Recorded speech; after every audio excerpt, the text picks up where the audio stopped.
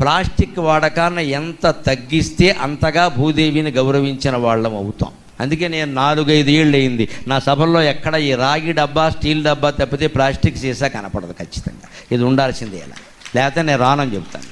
ప్రపంచం అంతా చూస్తున్నారు. మనం ఆచరిస్తే అందరూ ఆచరిస్తారు. బయటికి వెడితే నేను ఖచ్చితంగా ఎవరున్నా లేకపోయినా పెద్ద సంచి పట్టుకుని వెళ్ళిపోతాను. నేను ఓ సంచి, ఇంట్లో వాళ్ళు కూడా పెడుతుంటే ఓ సంచి ఇచ్చేస్తాను వద్దన్నా సరే. ఎందుకంటే బయటికి వెడితే వంకాయలకు సంచి, కొత్తిమీరకు సంచి, గోంగూరకు సంచి, తోటకూరకు సంచి, ఇన్ని సంచులు పట్టుకొస్తారో ఎక్కడ పారేస్తారో తెలియదు. అవన్నీ ఒక్క సంచి కూడా పట్టుకెడితే అన్నీ తెచ్చుకోవచ్చు కదండి.